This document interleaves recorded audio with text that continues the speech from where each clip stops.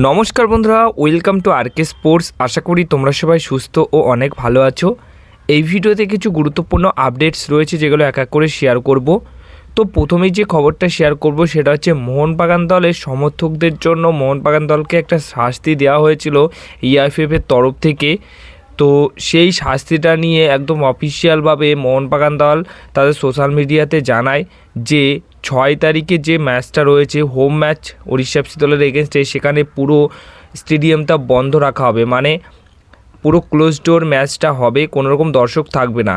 তো পরবর্তী সময় এই যে শাস্তিটা এটা কিন্তু মেনে নিতে পারেনি সভ্য সমর্থকরা, যার কারণে সভ্য সমর্থকরা কিন্তু একটা দাবি রাখে, প্রতিবাদ করে, যার ফলে পরবর্তী সময়ে সেই সিদ্ধান্তটা পরিবর্তন করে 6 মার্চ উড়িষ্যার এগেনস্টে এই গ্যালারিটা আংশিকভাবে খোলা থাকবে, মানে পুরো গ্যালারি নয়, আংশিকভাবে খোলা থাকবে গ্যালারি। তো পুরো গ্যালারিতে দর্শক থাকবে না, কিছু সংখ্যক দর্শক কিছু আসন নিয়েই কিন্তু এই ম্যাচটা দেখতে পারবে, মানে পুরো স্টেডিয়াম খোলা থাকছে না, আংশিকভাবে স্টেডিয়াম খোলা থাকছে আসন্ন যে ম্যাচটা রয়েছে মোহনবাগানের 6 তারিখে সেই ম্যাচের জন্য। এটা হচ্ছে একটা লেটেস্ট আপডেট রয়েছে। এবার নেক্সট আপডেট যেটা শেয়ার করব সেটা হচ্ছে লোবেরার প্রাক্তন দলের এগেনস্টে মোহনবাগান দলের ম্যাচ রয়েছে। তো সেই ম্যাচের আগেই কিন্তু মোহনবাগান দল বড়সড় ধাক্কা খেতে পারে, যেটা জানা যাচ্ছে যে রবসন রবিনো যে চোটের জন্য গত ডার্বি ম্যাচে উঠে গেছিলেন দুটো গোল করার পর কিছু মিনিট খেলে, সেই পেশি মানে সেই চোটের জন্য যে পেশিতে টান অনুভব করছিল বা পেশিতে যে চোটটা হয়েছিল সেটা এখনও অবধি পুরোপুরি ঠিক হয়নি, এখনও সেই জায়গাতে অস্বস্তি বোধ করছে রবসন রবিনো। তাই উড়িষ্যার এগেনস্টে কিন্তু মোহনবাগান দলের হয়ে এই রবসন রবিনোকে নাও পেতে পারে কোচ সার্জিও লোবেরা।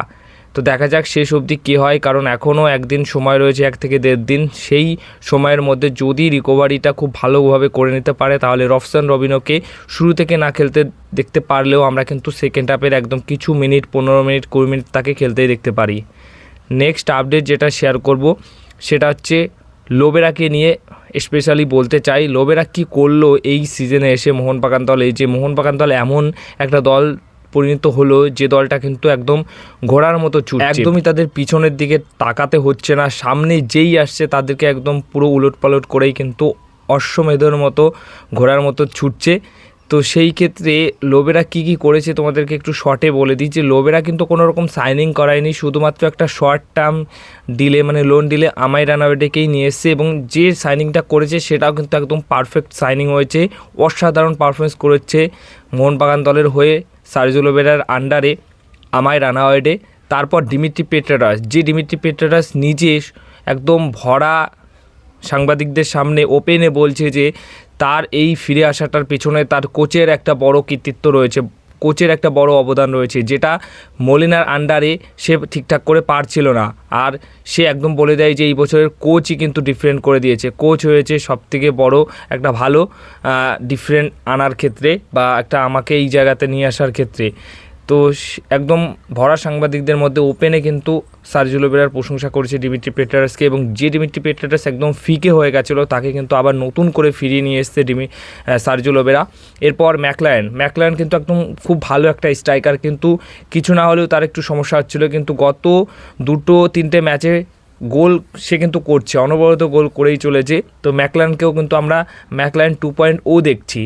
এর পাশাপাশি রবসন রবিনো কামিংস এই দুজনকে এমনভাবে আনলক করেছে, মানে লক ছিল, তারা সেই রকমভাবে ভালো পারফরমেন্স করতে পারছিল না, কিন্তু তাদেরকে এমনভাবে আনলক করেছে যা রবসন লাস্ট ম্যাচে 2টো গোল করেছে, কামিংস গোল না পেলেও যা পারফরমেন্স করেছে তাতে করে কিন্তু খুবই ভালো লাগছে।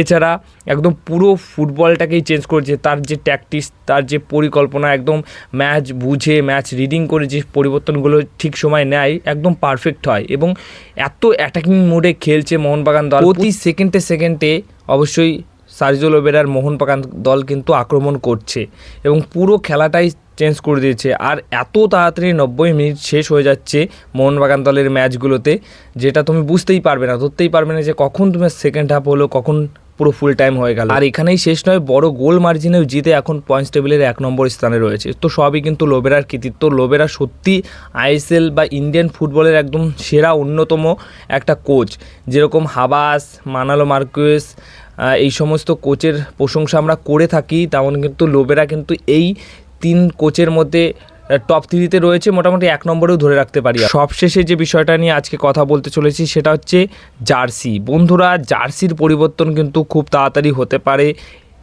মোহনবাগান দলের। এই সিজনে না হলেও তোমরা আগামী সিজনে কনফার্ম ধরে নাও মোহনবাগান দলের জার্সি পরিবর্তন হচ্ছে। জার্সি পরিবর্তন বলতে জার্সির ডিজাইনটা পরিবর্তন হচ্ছে। তোমরা জানো মোহনবাগান দলের ইনভেস্টর হওয়ার পাশাপাশি আইপিএলে এলএসজির কিন্তু একটা মালিকানা, মানে এলএসজির পুরো মালিকানার যে অধিকার সেটা অবশ্যই সঞ্জীব গোয়েঙ্কার রয়েছে। তো সঞ্জীব গোয়েঙ্কা এই বছর আইপিএলে তো খুব ভালো কাজ করেছে, তার পাশাপাশি জার্সি পরিবর্তন করেছে, লোগো পরিবর্তন করেছে, এবং যে ধরনের জার্সি নিয়ে এসছে, যে ডিজাইনের জার্সিটা নিয়ে এসছে, মানে এলএসজির এই জার্সিটা কিন্তু সব থেকে সেরা জার্সি লাগছে। এবং এই যে কনসেপ্টটা, যে জার্সির ডিজাইনটা তোমরা দেখে নাও, এই যে জার্সিটার এলএসজির এই জার্সির ডিজাইনেই কিন্তু আগামী সিজনের মোহনবাগান দলের জার্সির ডিজাইন হতে পারে। কারণ এলএসজির যে প্রথম কি দ্বিতীয় সিজনে যে জার্সিটা ছিল সেই জার্সির ডিজাইনের কিন্তু পরে মোহনবাগান দলে সেই ডিজাইনেরই জার্সি করা হয়, শুধু রঙটা চেঞ্জ হয়ে যায় সবুজ মেরুন, আর সবুজ মেরুন রঙটাই তো থাকবে।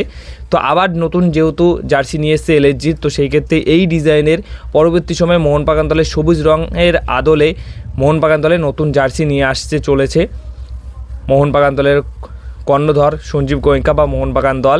এটা কিন্তু পুরোপুরি কনফার্ম। শুধু এখানে রং পরিবর্তন হবে, যা ডিজাইন রয়েছে তাতে কিন্তু একদম সেরা লেভেলের ডিজাইন রয়েছে।